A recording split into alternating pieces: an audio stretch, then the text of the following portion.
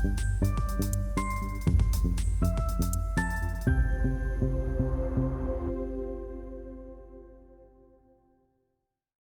you think might be of interest for this conversation, and we'll take around 2 minutes to know like where people are from and what their interests are.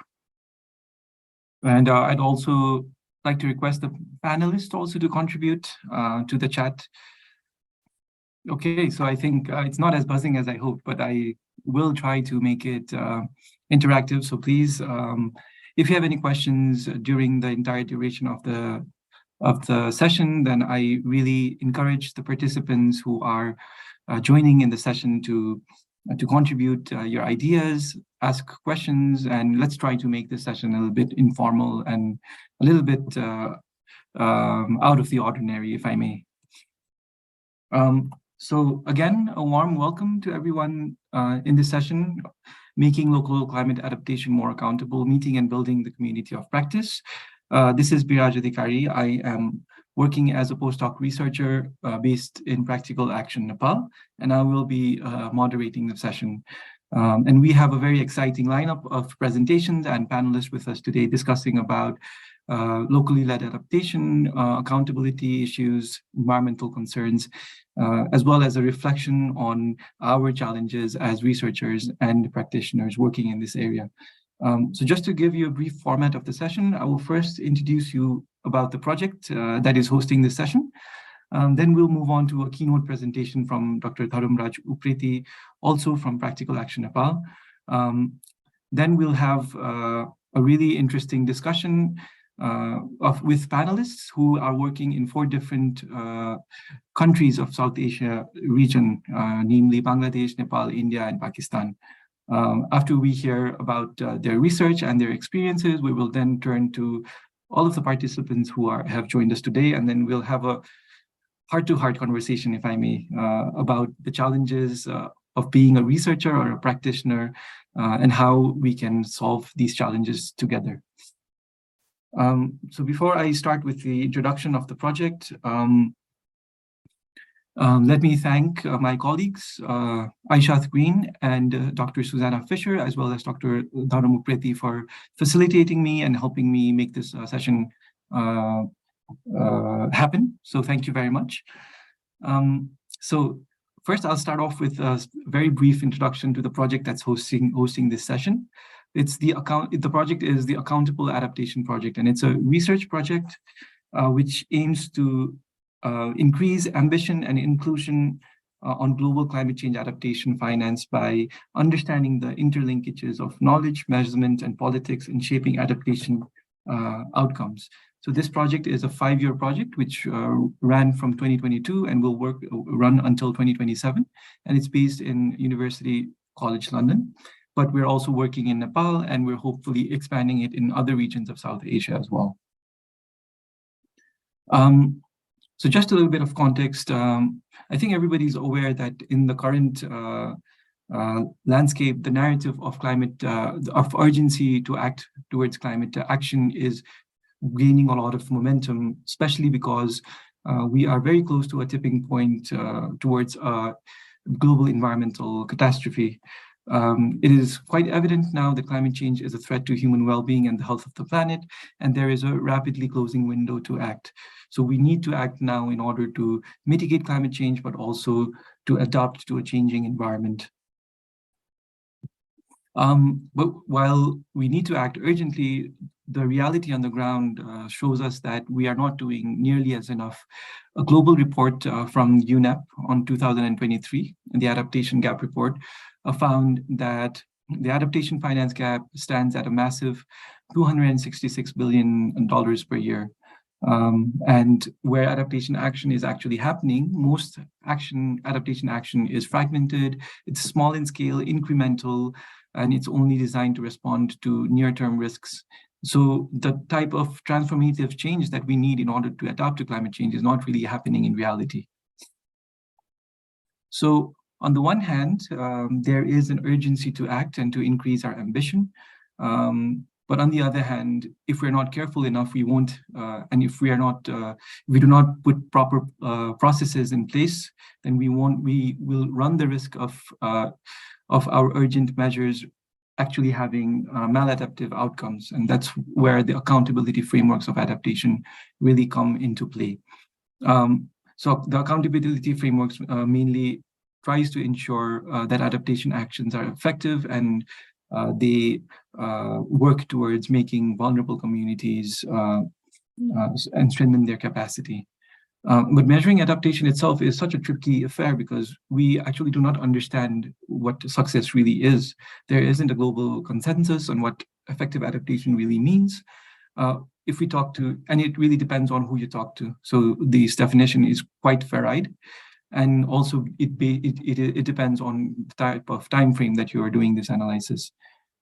Especially in the context of the global south and also in South Asia, most of the adaptation activities are funded by global development, international development aid. And what happened is that in order to ensure that adaptation is effective, the results-based paradigms of traditional development activities sort of just got repurposed for adaptation. So we have indicators such as making people resilient to climate change or putting plans and processes in place in order to make institutions able to deal with a changing climate. But this kind of accountability indicators are mostly accountable to donors and funders rather than vulnerable communities. And we think that accountability should also be at the downward levels as well. And this is quite important because monitoring and evaluation doesn't just monitor and evaluate, but it also influences decisions, it influences how resources are spent, and it influences policy and implementation decisions as well. So based on this premise, our research approach takes the monitoring and evaluation systems as the object of the research itself and tries to understand how they shape finance policies and practices through the lenses of expertise, governance, knowledge, and everyday practices. So basically, we want to understand how these monitoring and evaluation systems are created, who is involved in this creation, and what are the effects. So our research is very qualitative research focused. So we leverage participant observations, interviews, and documentary analysis. And we are researching at a cross-scale level. So we are researching at UNFCCC debates, particularly focusing on the global goal on adaptation. We're also researching on international and bilateral climate funds, and as well as the national and local adaptation policy and decision-making. So trying to understand how governments track their adaptation activities through M&E. And for the national level, we are working currently in Nepal, and we're hoping to expand the study in Kenya as well as other regions in South Asia in the future. And one of the outcomes of our project is to build an understanding of the role of measurement in shaping adaptation pathways, and ultimately co-producing and testing new approaches to accountability, which is more inclusive and which is more effective.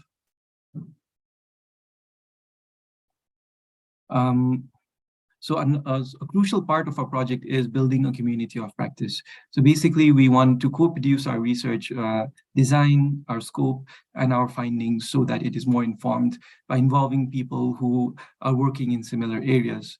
But more importantly, we also want to make a community to bring people together so that they can talk to each other, so that they can collaborate and be involved in each other's research work, so that we can have this synergistic effect that can have bigger impacts. We did this early career research workshops in January in London, and we're doing another early career research workshop in April in Nepal, and we are hoping that we can further our engagements with this community and leverage these conferences such as the Gobeshona to do other further workshops in other regions of South Asia as well. Our network is relatively new, but it is quite budding. And we have really had a good geographic scope, but we really hope that we can expand our network. And so people, I really request who are joining this session to stick until the end, and we will share you a link if you want to be connected to us and we can collaborate together and let you know what we're up to in the future. So that's it about the project. And about the session, like I said, let's try to make it informal. We will hear about the challenges, opportunities, and innovations in accountability through the experiences of our panelists. We will discuss on how research findings can be better used to inform decision-making, and we will reflect on the challenges we face as researchers and practitioners and collectively discuss possible solutions. So I hope that everybody will have an enriching hour or so. And I hope that you can be very interactive in the chat box, or even if you're interested, you can speak up if you have any concerns, questions, or feedback. So without much ado, let's begin the keynote presentation. So for that, I'd like to request Dr. Dharam Raj Upreti from Practical Action. So I'll just give a brief introduction of him so that he can take this session forward. Dr. Dharam Upreti is the thematic lead for climate and resilience in Practical Action South Asia Regional Office, which is based in Kathmandu. He has a PhD in forestry and livelihoods from the University of Natural Resources and Life Sciences in Vienna, and also has experience as a postdoc from the Czech University of Life Sciences. He has over 18 years of professional working experience in the field of climate change adaptation, and more importantly, he has been a long collaborator as an expert with the Ministry of Forest and Environment in Nepal's climate change policy, as well as supporting Nepal's government in UN climate change negotiations since COP26 and onwards. So the floor is yours, Dharam sir. If I may, I'll share the presentation that you have. Or shall I share myself so that it would be easy for me to? Yes, please. Yes, Dharam sir, that would be better.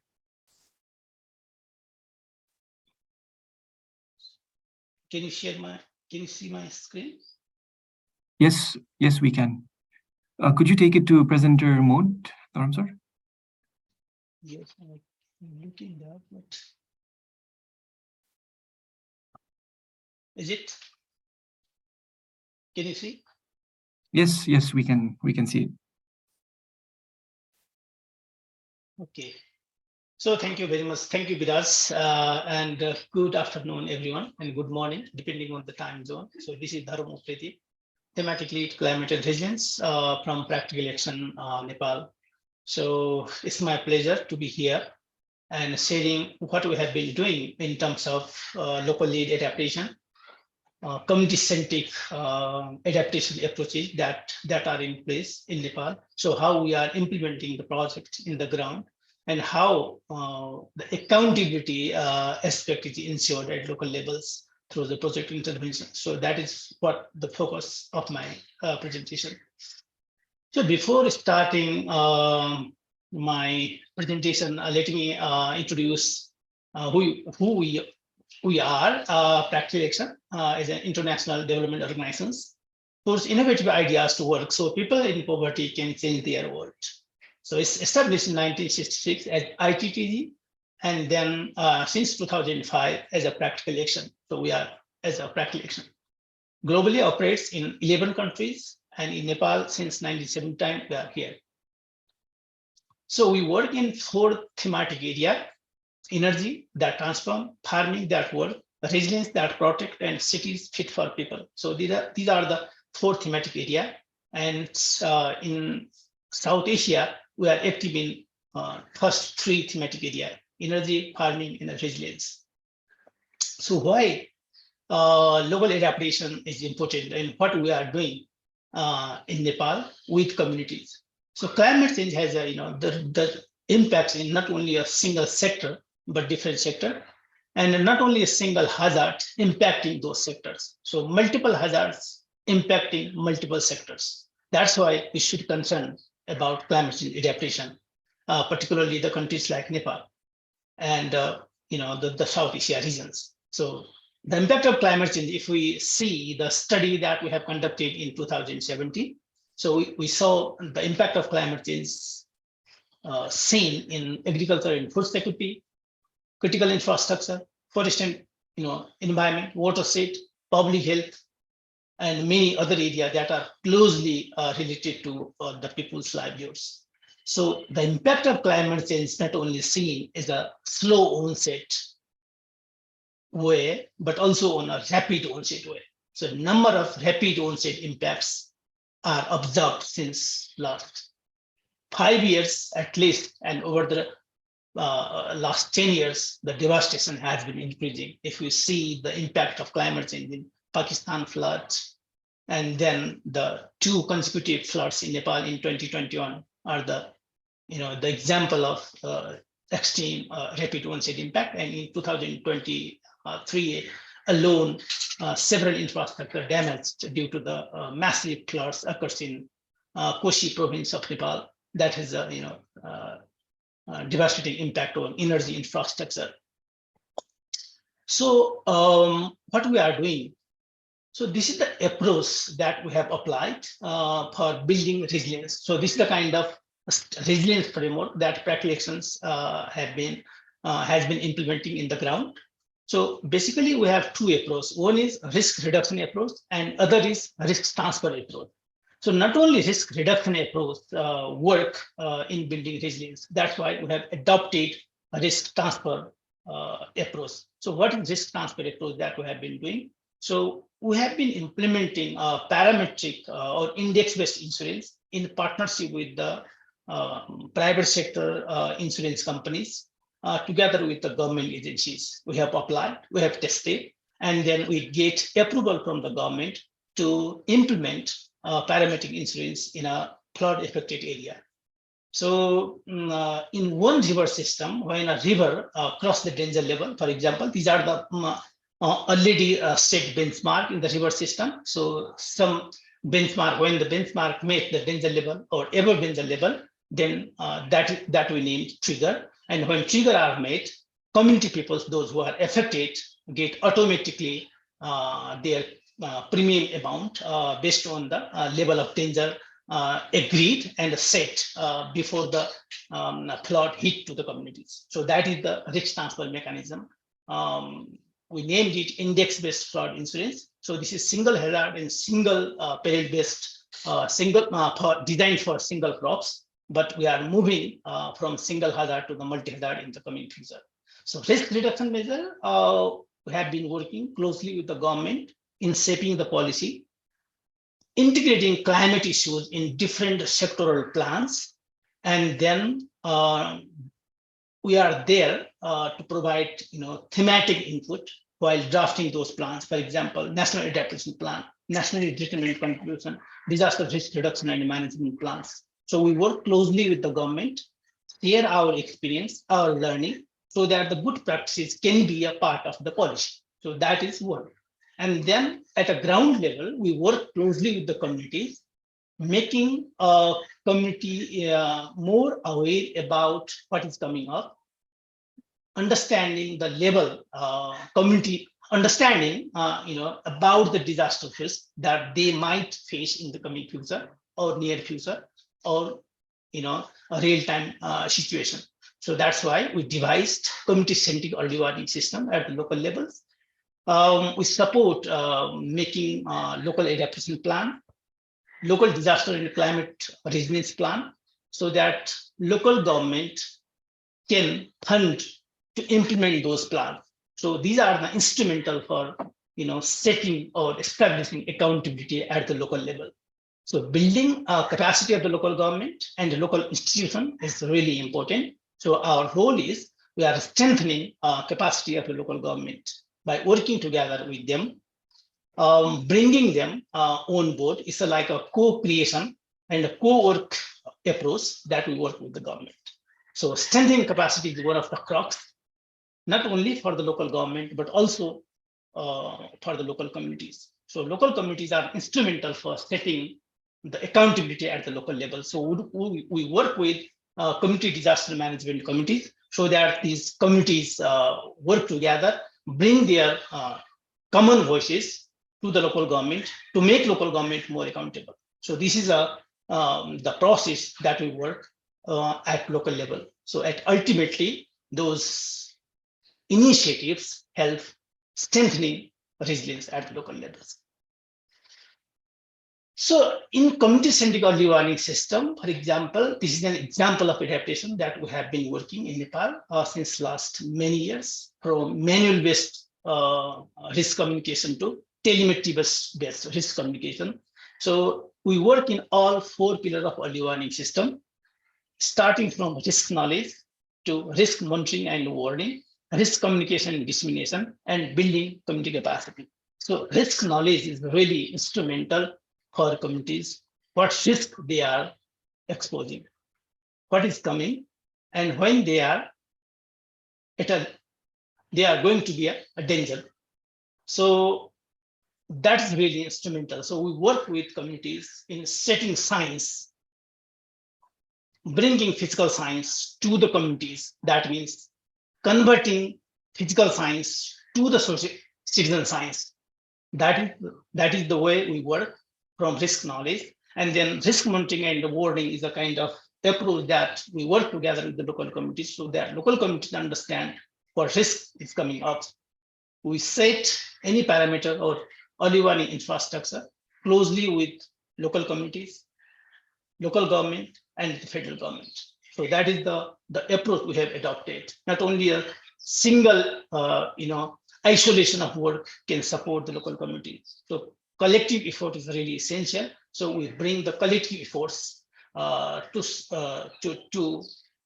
risk monitoring and warning as well. And then risk communication, tailored risk communication is essential for community-centric or end-to-end early warning system. So we make risk message in a way that community understand what risk is coming, what does extreme rainfall means, what does the certain threshold of the rainfall, for example, 200 millimeter or 300 millimeter of rainfall in an hour or 2 hours or 24 means for them. That is we tailored with them. And then building community capacity is really instrumental. So number of community capacity building, workshops, seminars, and a mock drill exercise jointly with the communities that we organize, that we implement, and that makes community ready to cope with any hazards. So, so these are a couple of examples that building socio-ecological or community resilience. So a number of plantation efforts as the parts of nature-based solutions we have been doing with the local communities. Those initiatives also help as a kind of making a dike so that the river, the flooded rivers, bar to come into the communities. And these are a number of local-led adaptation actions that we implement together with the local communities. Number of raised nurseries, farming. We are providing multiple livelihood options. When single livelihood options is at risk, then other livelihood options support them. We work with communities. Number of livelihood options that we support. So these are the couple of examples, range from providing skills to providing those type of dikes, bio dikes, as a means of, what we named natural resources recently. These are the community, capacity building initiatives. Local communities take part in how to respond during the flood disaster. So communities just taking part in the mock flood exercise. So they are bringing the elderly peoples and they are bringing the estates to the shepherd area, so that communities, during the emergencies, can respond faster and effectively, so that there should not be any confusions arose while in a real-time situations. So number of community-led initiatives that we implement every year, so that communities take part. So gender, social inclusion are the part of our interventions at the local levels. So nature-based solution is one of the area that we have been implementing at the ground. So we work with a wide range of stakeholders, so making them responsible and making them aware about the climate risk. So that is really essential. So unless or until we work closely with the diverse stakeholders, range from right holders to stakeholders, media, community, we cannot build resilience. We cannot make accountable to the concerned authorities. So we work together for making them accountable and making them aware about what risk is coming, what hazards they are exposing, and why it is essential to work on a collective force to fight with climate risk. So in conclusion, community-centric co-creation approaches are instrumental for effective adaptation actions. Local adaptation plans should reflect local needs, well-being. National adaptation plans to be formulated based on local co-creation approaches. People-centered end-to-end multi-hazard early warning system can support adaptation if they look beyond the emergency situations.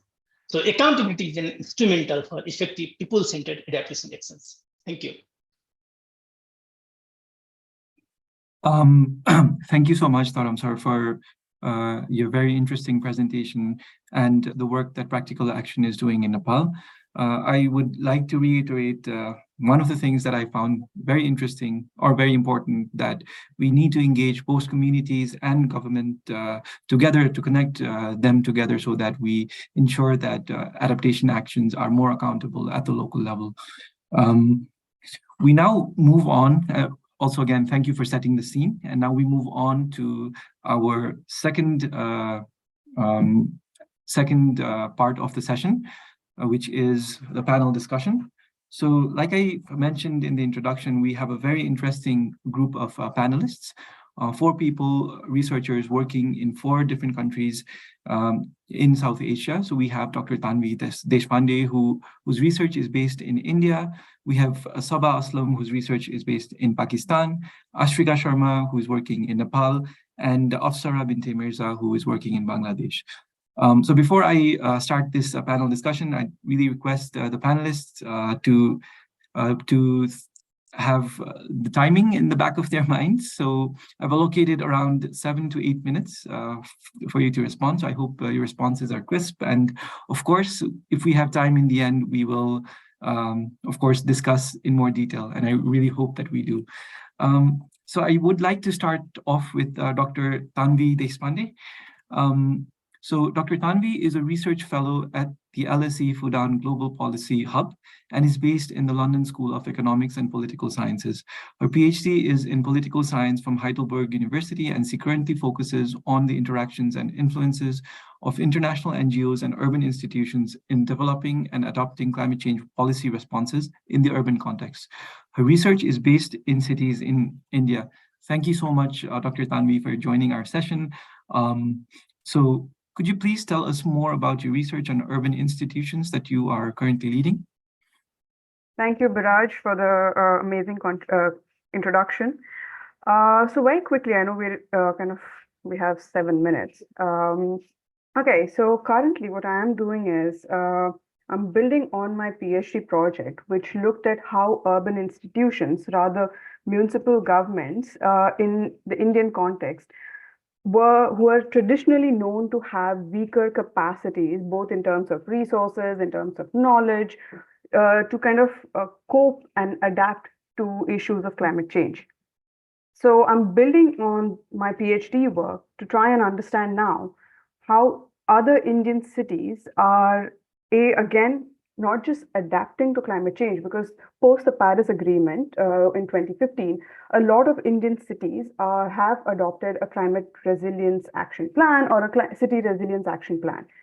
So now I'm trying to understand, or rather make a case that cities in the global south, like India, have demonstrated their capacity to adapt to global climate action frameworks. Especially in the case of India, it's very unique because there is no legal mandate for cities to do so. So this has shown not just their commitment to engage with global climate debates, but it's also demonstrated their capacity as government institutions to respond to climate change and ensure that their domestic or developmental priorities are also being met simultaneously. The other element that I do want to kind of bring to force here or kind of highlight here is the knowledge politics that goes behind these global climate action frameworks. So this study that I am doing right now has a global lens as well, where I will be studying international organizations, for instance, C40 cities or ICLE, which are headquartered in maybe Europe or in London. And these agencies or international organizations are kind of creating global climate action frameworks.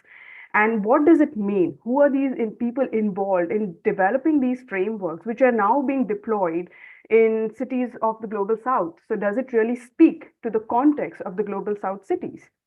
So I'm going to try and understand the knowledge politics associated with developing these frameworks. And then what does it mean in kind of adapting these global frameworks for these local institutions? So that's my, I guess, the crux of my project. Thank you so much, Tanvi. I have a follow-up question regarding how international ideas, they travel into local settings and how they get recontextualized, especially in the case where you mentioned that there is no mandate of these urban government institutions. How do you think these international ideas of climate action and accountability gets reconfigured or recontextualized in the urban setting? And just catching you up on the thing that you mentioned. So what does the climate action really mean for urban institutions in India? Thank you so much, Biraj, for that question. It's very interesting. When you say ideas, it's about the flow of resources, and resources meaning technical capacity, financial capacity, to kind of conduct these research programs in developing countries. So just to give you an example, there will be maybe a donor agency who is trying to study or kind of push for a climate action plan. And this action plan depends or is formulated by the conditionalities that these donor agencies impose. So for instance, if you look at a climate action plan that is being introduced by C40, it is heavily mitigation oriented. And it's very surprising that these mitigation-oriented action plans are being kind of introduced into settings like India, or even in the case of, I'm also looking at kind of Kenya. So it's very interesting to see that these countries are actually needing adaptation kind of measures, whilst these climate action plans are very mitigation-oriented. So for me to understand now the ideas, how do these ideas flow, are actually through these intermediary organizations. So C40, the global offices, might be making these action plans as frameworks, but they are customized or adapted to the local setting by the regional offices of these international organizations that are based in maybe Nepal, in Kenya, or in India, for instance. And these organizations are actually collecting the evidence from these governments at the local level to try and make an action plan which speaks to the local context. So, the risks, the emission inventories are very, very contextualized. So I guess that's how ideas are flowing from the top to the local level. But there is a kind of a mismatch between the frameworks on what they are kind of imposing versus the needs of the cities, which are very, very adaptation focused. Thank you for the answer. We heard from Tanvi on how ideas of donor agencies intersect or sometimes clash with local governments. And I guess in this case, it's also to do with the ideas of mitigation and adaptation itself. Thank you for this insightful answer. We will now move on to Sabah Aslam. And before I do that, I'd request people, if you're interested, to ask any questions, then please do so in the chat. My colleague Aishat will keep an eye in the chat and will flag some questions in the end. So we will definitely return back to you, Tanvi. So now we move on to Sabah. Sabah Aslam is undertaking a PhD in geography at the University of Cambridge. Her PhD project focuses on tracing local governance practices that are shaping water provisions in a dense, low-income neighborhood in Karachi. Sabah is a mixed methods researcher and has extensive experience in designing quantitative surveys and qualitative studies. Welcome again, Sabah, and thank you for joining despite your travel schedules. I'm really glad that you could make it. So Sabah, please tell us more about your PhD research. Sure. Thank you so much, Biraj, for all the coordination and putting this panel together.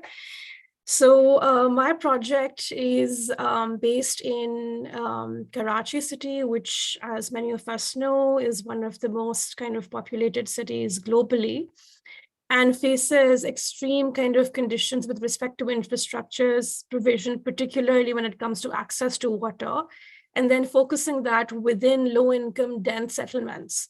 So my PhD project looks at dense, low-income, initially an informal settlement called Liari, where access to water, access to water is uneven across many scales.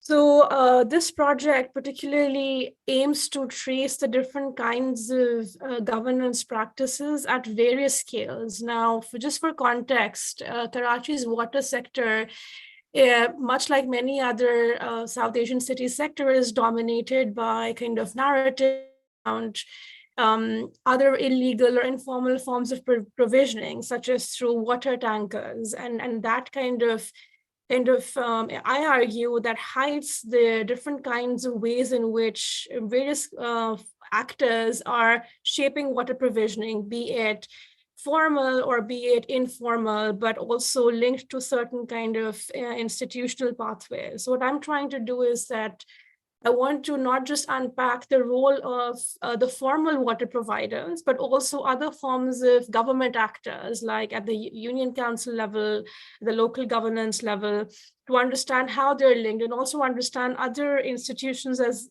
Tanvi mentioned about land, and how this issue of water is also linked with the formality and legalities around access to land. So that's where I'm at the moment. It's just preliminary, but we'll see how the project unfolds in the next few months. Thank you, Sabah. And I know you're in your preliminary stages, so I hope that we can invite you again next year, hopefully, so that you can talk a little bit more about your results as well. But for now, I'd like to know about, since you talked about the different ways in which actors are shaping water provision, could you also talk about various could you also, in your experience, what do you think is the role of local knowledge, especially in influencing accountability and action from local actors, be it state or non-state, in the case of water infrastructures, based on your research? Sure, Biraj. Now to answer, I will go back into some of the previous fieldwork that I did in the same fieldwork site, where the idea was to understand the role of different formal actors, which are in some ways I found were linked with the infrastructure itself, with the formal actors. But one of the key findings was that in a city like Karachi, where people have to deploy their own knowledge, old techniques, their own kind of tools and technologies. So one of the ways in which people, by and large, access water is through these technologies called suction machines or water pumps, which basically draw in water from the main supply, particularly in those neighborhoods which are at the tail end and are far off from the main kind of connection. So that allows them to draw in water when water is coming in from the main supply. But to actually draw in water and store water, they need a running electricity supply. And many of these areas face like massive amounts of load shedding on a daily basis, even in the winter season. So for them to be able to access water, they have to have a running electricity connection, which I found was essential when it comes to accessing water. So this kind of local knowledge of people at the grassroots level, where they say that the access to water is not just water itself, but is also a running electricity connection, which we often lack. So this kind of link between these two institutions or infrastructures, water and energy, is absolutely essential if you want to think of everyone being able to have access to water. So I think this kind of local knowledge also has a potential to basically hold governments at various levels accountable. And also not just governments, but for instance, going into, let's say, the Karachi Electric Office, which is responsible to provide energy to everyone, and actually say that how can we actually make sure that we all have it so that we can access water right? So I think what I'm trying to say is that holding different institutions accountable and not just the local government is essential when it comes to using that local knowledge. But so I think there's huge potential in using this local knowledge, but how does that translate into action is something that definitely needs to be explored, and it has certainly, the power to get people out on the streets and mobilize and collectivize, but more work needs to be done around it. Thank you, Saba, for really exemplifying the need for local knowledge in shaping and solving issues of the environment. And I think it shapes really well with the first principle of the locally led adaptation, which is devolving decision-making to the lowest appropriate level. And I think indigenous knowledge and local knowledge is quite important in order for us to do that.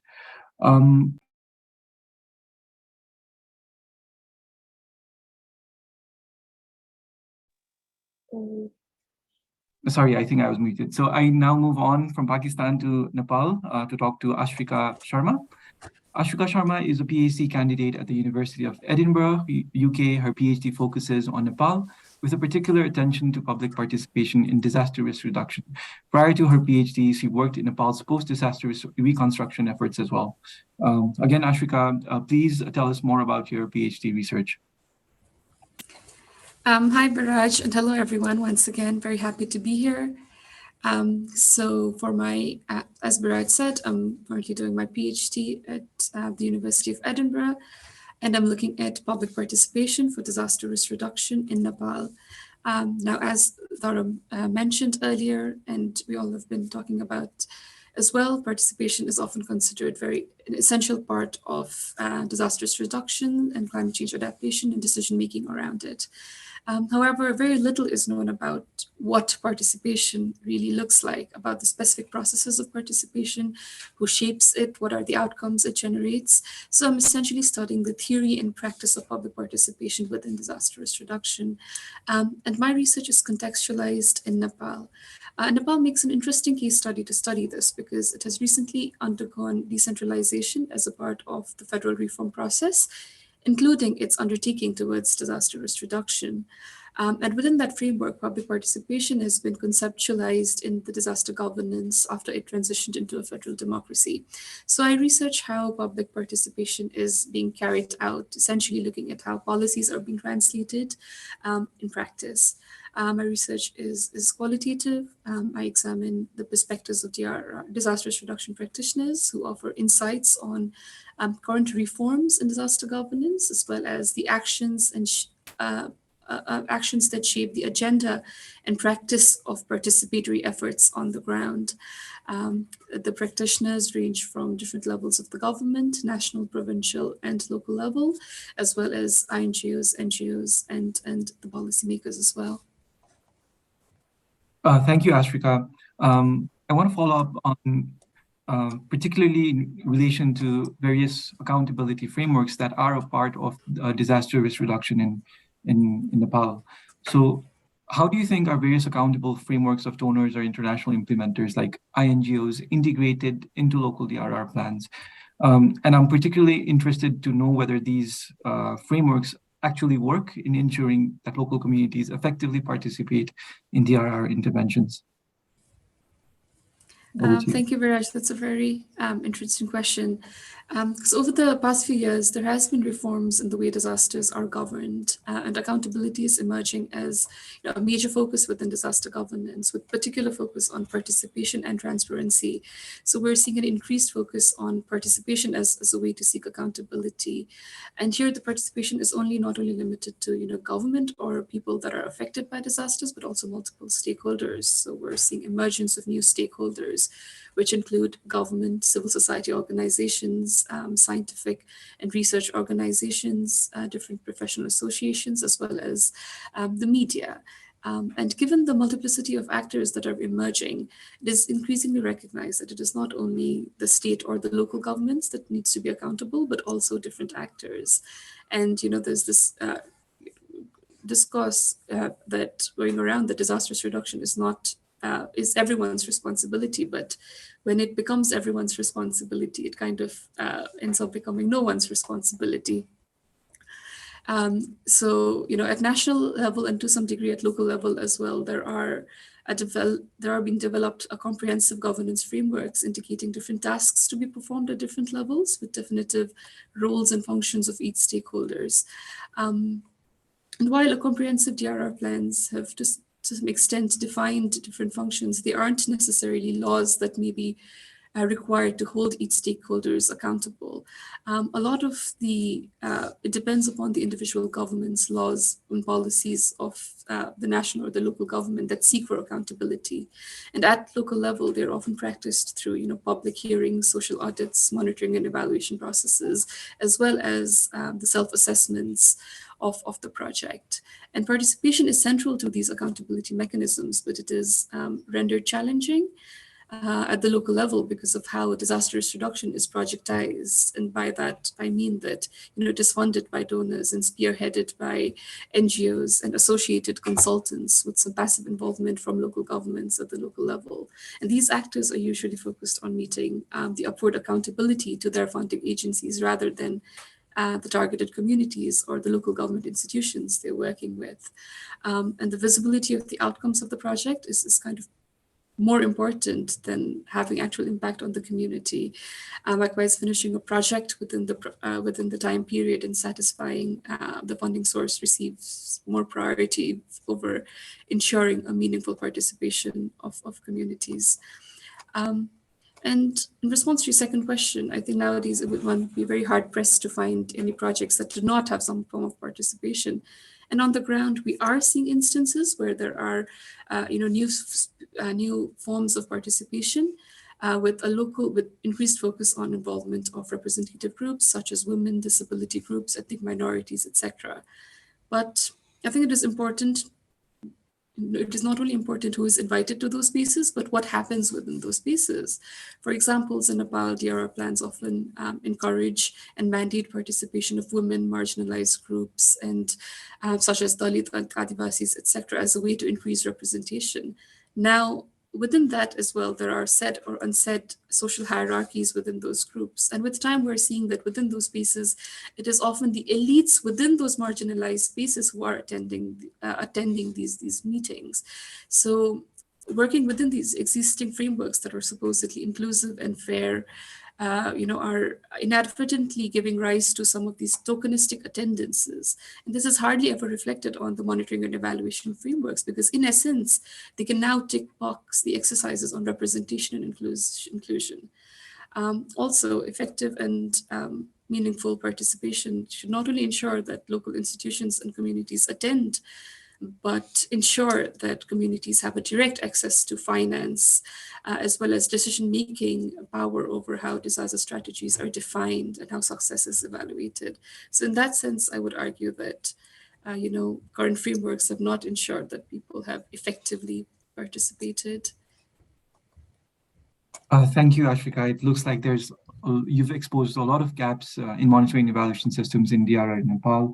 I really liked how you exposed tokenistic participation, which is also something that I've experienced in my previous research in Nepal, lack of formal laws to ensure accountability and the power structures that hinder effective participation. The one aspect that you mentioned in regards to direct access to finance ties in really well with our fourth panelist, Apsara Minte Mirza. So Apsara is working as a research officer at ICAD. Her research interest lies in locally led adaptation, just transitions, loss and damage, climate finance, and gender equality. Particularly relevant to this session and what Ashvika has just mentioned, Apsara recently collaborated with International Institute for Environment and Development on a new accountability scorecard approach to understand how adaptation projects and adaptation finance actually reach local communities. I especially want to thank you, Apsara, because I know you are super busy with the organization from ICAD. So thank you for joining, and please tell more about the accountability scorecards research work that you have been recently involved in Bangladesh. Sure. Thank you so much, Biraj, for having all of us. I think These are all great panelists to share the stage with, so it's an honor. And thank you, Biraj, for all the efforts in coordinating with us. Yeah, so just as you have mentioned, we have co-developed these scorecards with International Institute for Environment and Development. But before that, I just wanted to mention about why did we start doing this and looking at climate finance from my accountability lens.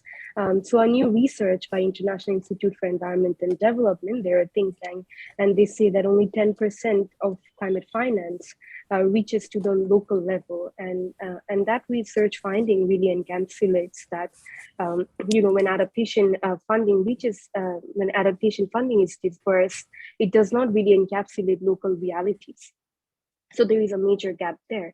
As we know that the climate finance for adaptation projects normally encompasses comprises of a chain of actors. So the fund flows from the donors to intermediaries, and then it flows to the implementing partners or implementing organizations or even the local communities. But what locally led adaptation really envisions is a financial mechanism that prioritizes access of this finance for the local actors and also takes into consideration the various accessing challenges that lies in different contexts, right? So there is a bigger shift that needs to be done in the current power structures, and that really needs to deal with increasing the climate finance access for these local actors so that they can access the fund, they can control the fund, and also monitor the fund based on their local needs. So, this was the background for the work that we are doing currently. And this is just in pilot stage. We plan to have a working paper published by end of July. So we named this as 360-degree accountability scorecards for locally led adaptation. And the scorecards mainly examine a journey where climate finance is reaching to the local communities. So it asks very hard questions that, when you say you're involving the local communities in decision making, how are you doing it? How is really finance prioritized for that? So this can be a very good assessment tool, which really helps us to build a bigger picture of how local communities are involved at the heart of decision making. But what we did to these scorecards is, there is the 8 principles of locally led adaptation, which was co-developed by like-minded grassroots organizations, by community of practitioners who have been working in the adaptation arena for decades now. And our director, late Dr. Salimul Haq, he was also one of the pioneers who have set up the principles. And so what we tried doing in the scorecards is to align the questions or the indicators based on the principles and look at the business unusual scenario and ask this hard question. Yeah, that's all from me. Thank you. Thank you, Apsara. I'm really looking forward to this 360-degree accountability framework, and hopefully we can apply it to our projects as well. Just a follow-up question on comparing this new framework in terms of how it is different from existing methods. So how do you think are this framework different from existing methods and frameworks of measuring accountability? And for example, did you encounter any examples of accountability innovations or challenges at the local levels that could not have been captured by commonly used frameworks? Yeah, thank you so much. I think that's a great question. First of all, when we were working on developing these scorecards, we had to go back and forth and make it more context specific to the setting of Bangladesh, to the cultural norms we have, to the way that governance works here. And, traditionally, we're still functioning in a very centralized manner when it comes to the governance and when it comes to organizations dealing with local communities and communicating with them. So one of the different thing I think this scorecards really does is that it opens up a chain of communication between the intermediaries and the local communities. And normally, in traditional monitoring or evaluation framework, we see it's done by any other local offices of INGOs or NGOs, monitoring their own activities. But often we actually go to the community with these frameworks and really ask them that, is really finance reaching to you? Is this adaptation intervention interventions really helping you? Is it incorporating the risk and uncertainties that resonates with your lived realities? So when we went with the scorecards to the communities this time in the southwestern part of Bangladesh, we also had a set of key informant interviews with some of the community leaders. At the same time, we had some focus group discussion where we really wanted to highlight on, for example, principle 3 of local leader adaptation, which is having a predictable and patient funding, long-term funding that really resonates with the lived realities of the local communities, but make sure that these communities are well capacitated so that they can take the ownership of adaptation interventions when these projects end. So when we asked these questions to the communities and when we went to them with these scorecards, they said that it really made them understand that how really finance works in these projects, because before they didn't have any ideas of how actually finance is coming to them and that finance is flowing like this. And one of the other reflection that we got from another interview is that she said that and that came from an intermediary, and they said that these scorecards actually showed them a self-evaluation process where they can also see how they can involve the local community better in the next phases of the project going forward, or if anytime this funding get extension, so that they will have the flexibility to really see where they can involve the local community in project design, project planning, and also implementation and monitoring.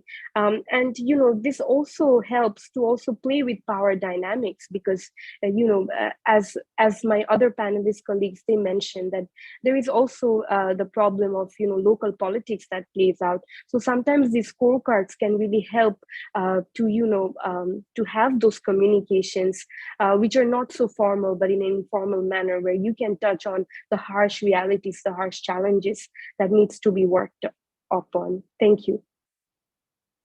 Thank you so much, Sarah. I really liked the idea of this framework opening up a chain of communication between intermediaries and local communities, because I think that's really missing in established methods of monitoring and evaluation in Nepal.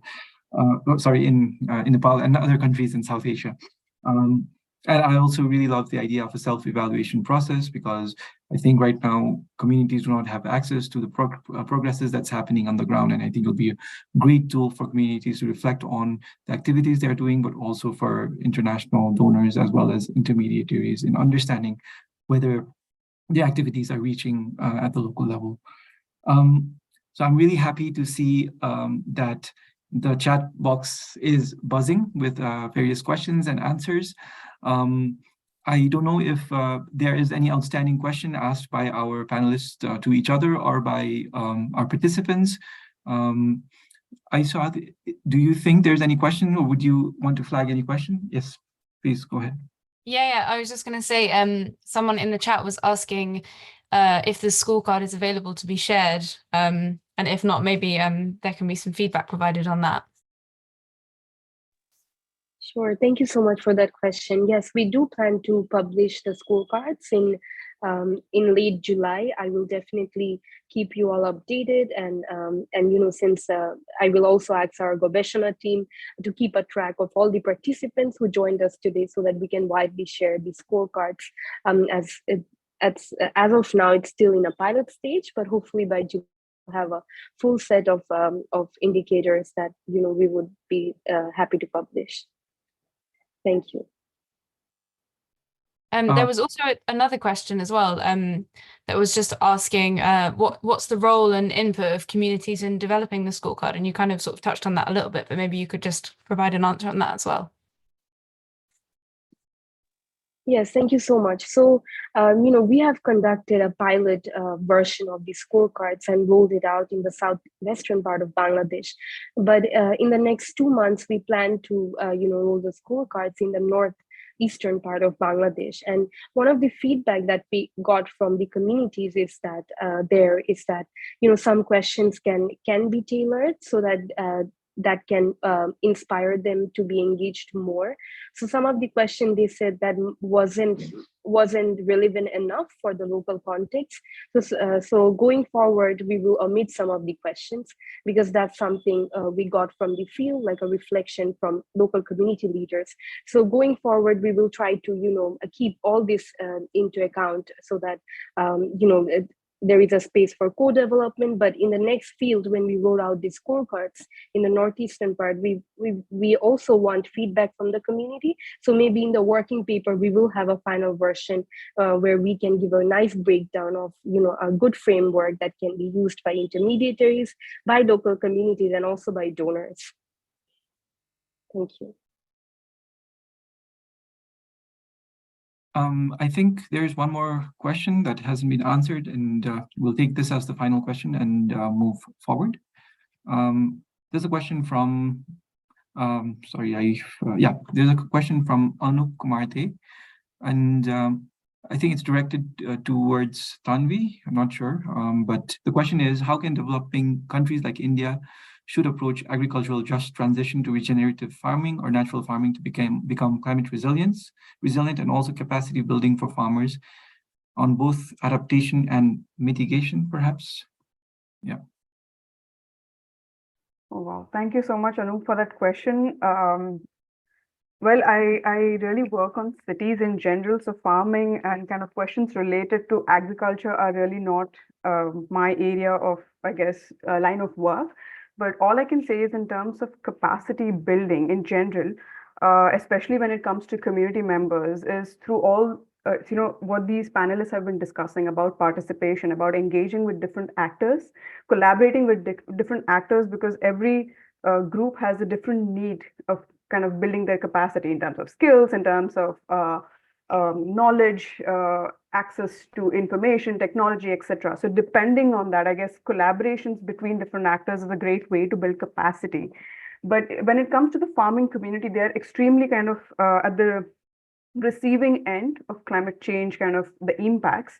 And a good way for them to be heard and their needs to be heard is for them to kind of connect with the local governments, because they are the ones who actually have the power. I mean, when I say they, I mean the local governments are the ones who actually have some power in making some decisions when it comes to farming or agriculture. So if they are able to kind of bridge that gap and connect with those who have power, I think they will be able to get their voices heard, or at least be recognized, if nothing else. But that's all I can answer. I'm sure there are other people in the panel who would be able to answer to the question that you've asked.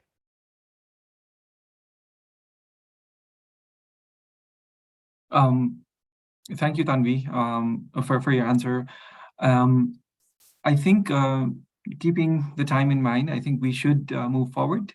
And so this is a session that I was also really excited about, but a little bit nervous because it's very uncharted territory for me, because we are really hoping that there'll be some participation from the attendees joining this meeting. So I'll briefly share my screen.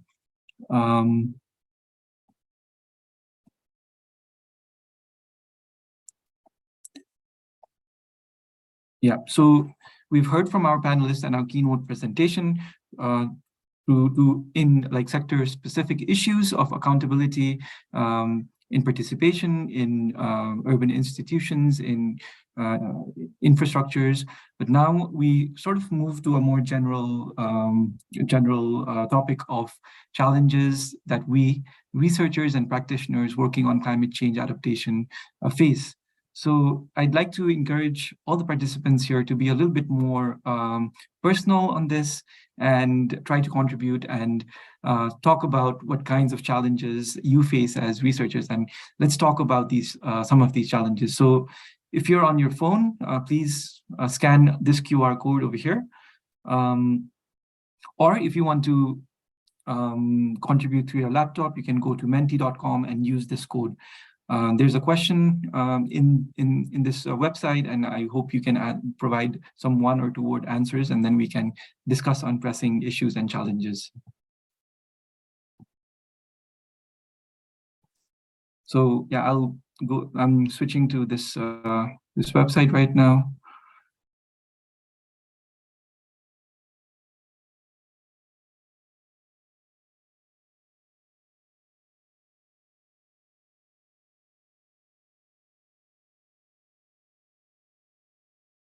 1 second.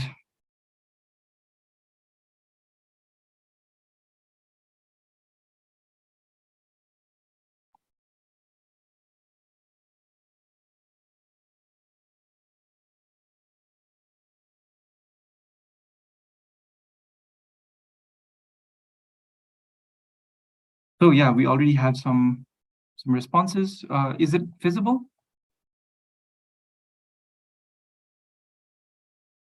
Can anybody hear me? Yeah. Yeah. Yes, okay. it's visible, Yes, Biraj. yes. Okay, great. It's great to see that there's a lot of responses coming in. So the question was, what are the major challenges you face as researchers and practitioners working in climate change adaptation? If you're not really working on climate change and working on other environmental issues, then please also feel free to add to your answers. So the size of the answers denotes the repetitions in the answers. So you can see that there are a few answers like funding that's really propping up a lot. Yeah, so we'll just take a few minutes for participants to fill in this information. We can see gender biases. That's an important challenge. I think that we also need to talk about. Translating to policy, it's also something that really resonates with my own work. Policymakers are busy. That's also a big one. I wonder how many policymakers are here in our session listening to us. Talking across disciplines, that's also an important one. So if there's anybody who's interested in maybe elaborating a little bit to the answers they wrote, we'll be really happy to hear about them.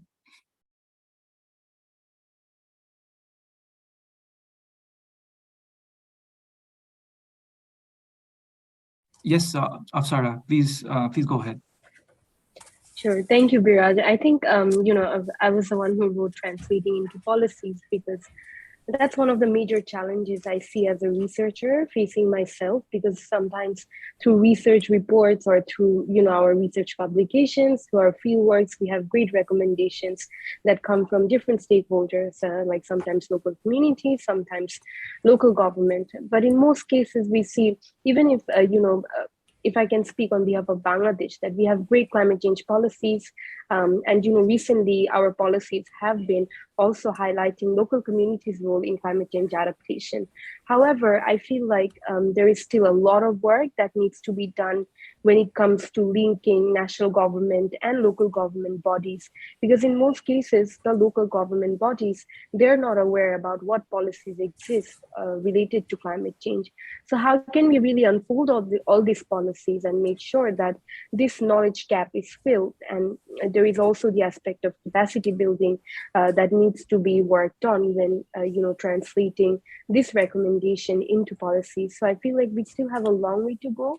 But in some cases, we see some changes, we see some advocacy, but in terms of linking it with policy reform or directly impacting policy or its framework, it's something that still needs to be done. Thank you so much, Afsara. I think it's exactly what I also resonate with, particularly when I was doing my PhD. I always used to feel like, who is going to read my work? And I think, it's a really big hurdle for us researchers and practitioners to have a space and a platform for us to voice our findings so that it could be included into some kind of policy. Is there anybody else who wants to speak up?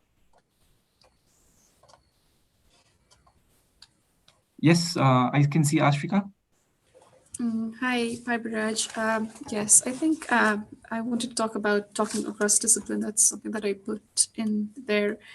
And I think there is a lot of focus or a lot of call for interdisciplinarity in disaster risk reduction research as well. And as we know, the disaster risk reduction has predominantly been a very technical field, and only now we're seeing emergence of different social scientists, and we're looking at from different perspectives. But within that, I think there's being able to talk to different people and talking the language of different technical of let's say engineers or also social scientists. I think it's a very tricky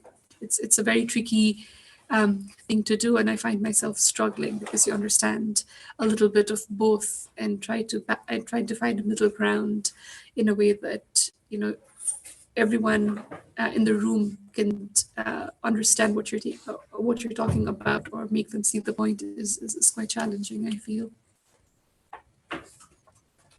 Thank you, Ashrika. I think, again, we have Tanvi. Tanvi, please go ahead.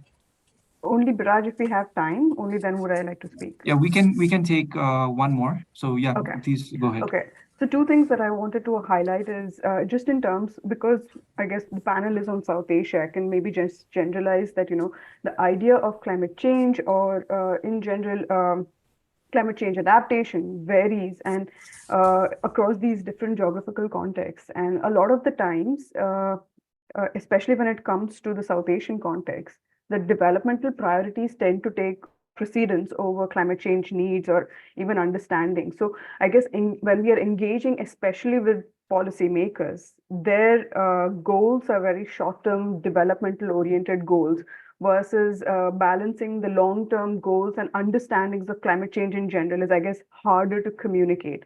And the second thing, especially as a personal, as a researcher who's done her PhD and also is also trying to navigate these different institutions and the strong gatekeeping that comes to these different institutions, saying, how do you kind of, if you don't have institutional access, how do you access these people, access policymakers, big kind of international NGOs, and how do you kind of work with them or kind of try and study them? I think that's very hard to navigate in general. Thank you so much, Tanvi, and thank you everybody for filling in your details. I'll make sure that I send this to the organizer. So if you're interested, we can send this word cloud out to you. Now, so let me go back to, so we had two hands up. I'm sorry, I just realized it now. But since we're very pressed with time, could you write it down in the chat box? And we also have another short exercise on how we can solve these challenges itself. So I hope you can contribute in that particular exercise. So now we move on. We talked about a few of the challenges, and since we're very pressed with time, I think we could have gone for another whole session about this, but we have to move on. But our colleague Aishat has picked out a few challenges that we've just seen right now, and let's collectively work together and brainstorm on how, based on our experiences, and how we manage to solve them, or like how we can manage to solve them in the future. So Aishat, could you please share your screen? Hi, yeah, I was wondering, Biraj, if it might be easier for you to share the link I just shared with you. Yeah, okay, 1 second. Let me know if it works. Could you share the link to me again? I think it sort of got drowned. I can find it, yeah. Yep.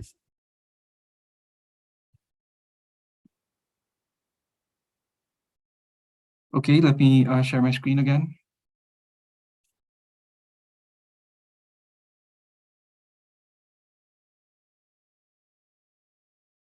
All right, so I was just going to add, I mean, it's worth me adding that this is a collective Google Jamboard, and the link is open to everyone. So if I put it in the chat, I mean, people can expand on their challenges and the solutions that they see in a bit more detail if they wanted to, and we can share this later on. So if that works better, we can do that.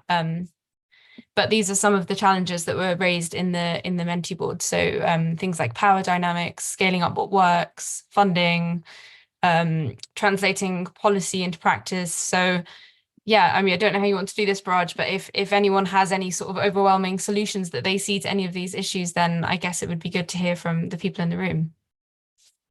Yes, definitely. So I request anybody in the participants, if they want to talk about particular challenges that they faced in the past and managed to solve them, or if anybody has any ideas on how to manage these problems.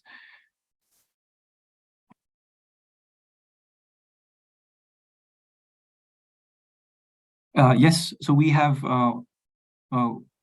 Quasi.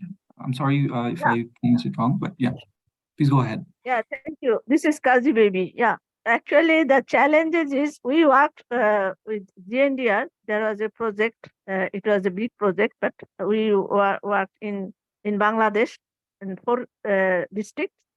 But the thing is, we do not get support from the local level, from the government side, local government.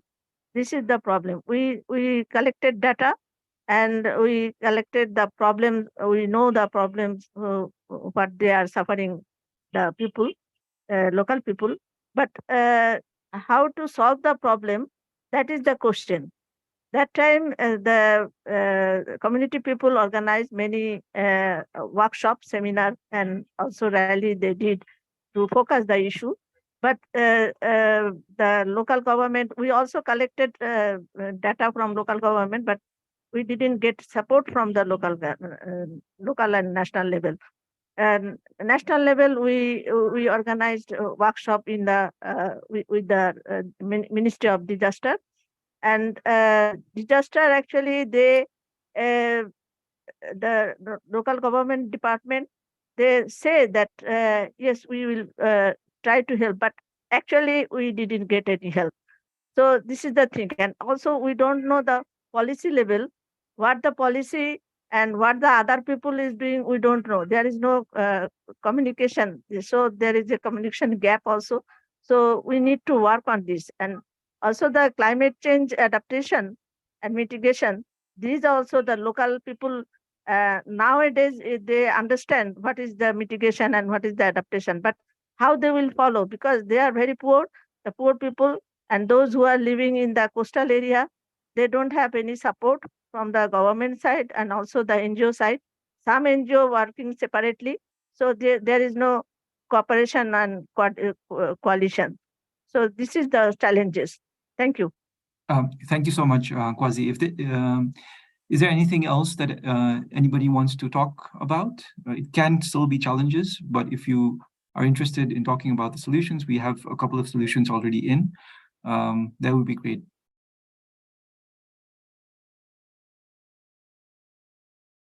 Yes, Marinda. Hi, good morning, everyone. I don't know whether I need to put my camera on, but this is Professor Marinda from South Africa. Quite interesting talk, and quite a lot of overlapping things that you guys are talking about, that we're also facing here. I mean, just to, I don't know, I mean, I know there isn't a lot of time, but we're just starting a new project on critical zones. I think one of the things that we need to possibly look at is beyond just climate change, right? There is a shift in terms of, if you look at the impact, really, a shift in terms of landscapes, lots of fires in South Africa that we're experiencing, lots of floods that are actually damaging infrastructure as well as, changing landscapes. The question is, what does that mean, right? If we look at, for instance, livelihoods, we're getting more droughts. As much as some places there is more rain, some places it's actually, severe droughts. The question is what's actually being done. I know there are a few projects here in South Africa where people are doing, there's more focus on drug resistant, for instance, seeds for various, for some of the things that we actually consume, maize and so on. Movement towards some of our more traditional foodstuffs, which are more resistant to droughts and so on. So there are things that are actually happening, but the question is, how widespread is that? And are people sort of aware of those initiatives and they can actually access it? If you look at the food chain, the food system, it's much more towards high yielding products, which are not necessarily drought resistant, So yeah, but anyway, I thought I would just say, I'm here, and very interesting talk. Thanks. Thank you so much, Professor. And we have one more participant who wants to contribute, and I think we can move on after that. So Sangeeta, if you want to contribute, please go ahead. Sure. Thank you, Biraj. Can you hear me?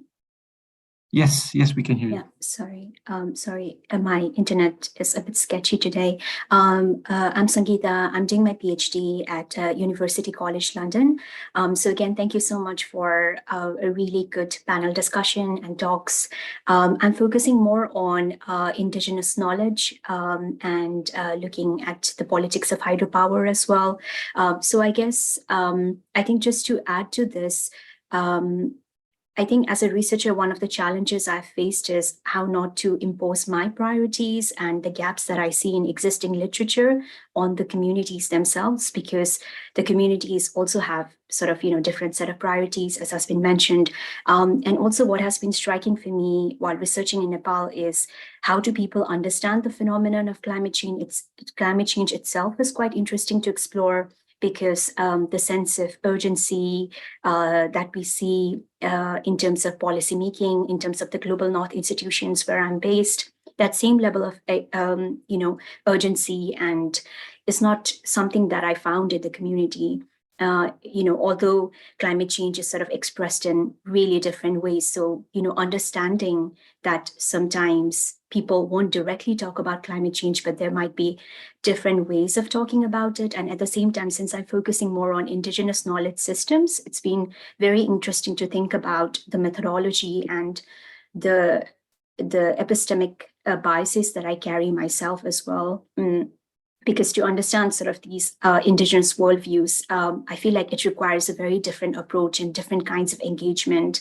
And from that, how do we sort of generate indicators in a bottom-up manner? I feel like that's a challenge in itself. And I feel like working with communities can really help, because as we are talking about accountability, I just wanted to mention that the community that I work with are very much focusing on revival of their customary institutions and, understanding, these processes and how they are sort of trying to sort of mobilize within themselves and use sort of the historical, cultural, customary processes can be quite enriching in terms of connecting that with then the broader policy and global discourse. So thank you. Thank you so much, Sangeeta. And I echo whatever you said, especially in a region like Nepal, where climate change is sort of over-researched. There are a lot of popular areas where research is being done, lots of PhD and postdoc outputs coming out of these regions. I think we should be really careful that we are not really exploiting for the sake of our research as well. So we just have one more, and being mindful of the time, I think we can still take one more answer. So it's Zahangir Alam. Would you like to say anything? Thank you. Can you hear me? Yes, Hello. we can. Yeah. I'm Jahangir from Barsik, from Dhaka. I have been working with Barsik since we're working in the urban area, especially in Dhaka city. Most of the people who are migrated from rural to urban and living in our slum community. They are facing severe heat wave and flood and water logging in this area. And during the heat season, most of the people are affected by different types of diseases. Also, they cannot work in the time. Most of the rickshaw puller cannot earn as much as possible to continue to maintain their family as well. And also, they cannot ensure their treatment facility as well. And in the rainy season, they are affected by flood and water logging also. They're facing this type of a problem. So among the way we are trying to make some initiatives to solve the heat wave, like we are trying to planting the cultivation, vegetable cultivation of the rooftop to reduce the heat in the house during summer and remain cool in summer and heat in winter. And in the policy level do not acknowledge these issues, like as the flood, water logging in urban areas. Really, but they are focus the community rural level water logging, flood issues more effectively. So I think government should take responsibility and consider the issues like as the flood and the waterlogging issues in the urban areas who are mostly who are living in the densely area, and they affected more, they lost everything. So I think the government should take initiatives. There is that we are working with the government, but the government are not taking the these issues more seriously. This is the problem in the city area. Thank you so much. Thank you very much. I think it's a very interesting observation that governments should take recognition of the activities or success stories that's happening in the ground. And thank you for your experience. Now we only have a few minutes, and before I hand over to Susanna, I'd like to request everyone to follow us in LinkedIn, because as we said, the session was mostly about building a community of practice, and I really hope that all of you out there would be interested to being connected with us, to know what we're doing, and so that we can collaborate in each other's work. You can see that there's a QR code at the end. It takes you to a Google Forms, and we will, if you're interested, we will send you newsletters to talk about what we're doing and maybe also discuss on how we can collaborate in the future. So having said this, thank you again, everybody, for joining the session. A special thank you for the keynote presenter and the panelists. And now I hand over for closing remarks to Dr. Susanna Fisher. Thank you, Biraj, and thank you for organizing and moderating such an interesting and interactive session. And thank you very much to Dharma Preti for such a fascinating keynote that really kind of laid the context into all of our panelists and participants who engaged so actively. I think what I'm left with from all these conversations is firstly the incredible amount of exciting work that's going on in all these different places and how many connections there are between them. And I think that's really kind of motivating and exciting to see that even in the chat and in the conversations coming up, there's so many connections between what we're all doing. And sometimes it can be hard to know who's doing what and how we can be stronger together. So, you know, I'm really kind of thank you so much all for coming and for allowing us to hear where those voices come together. I think that ICAD will help us have the contact details of people who came. So hopefully we'll be able to reach out to you or indeed reach out to us. I think, you know, from that Jamboarding we were doing about the opportunities and the challenges, I think there was lots of sharing there also that would really help all of us move forward on our journeys wherever we are as researchers and practitioners. You know, ideas about how do we work together, how do we kind of engage policymakers from the beginning. And there's such a wealth of experience actually just here in this Zoom room from people who've done that. And so again, that's really, you know, wonderful to see. So I think all it remains for me to say is to thank you, all of you, for coming and for participating so actively. We hope you found it interesting. We'll try and share the outputs as they come, and we look forward to connecting with you in the future. So please do find us and reach out to us because yeah, we'd love to hear more. Okay, Biraj. Hello. Yes. Is again, thank you, everyone. Samrita, is there anything you'd like to add? No. Thank you for such emulative, interactive, and excellent session. So now it's the time to wrap up. So can we just on our web camera so that we can screenshot for a while at the end of the session, please?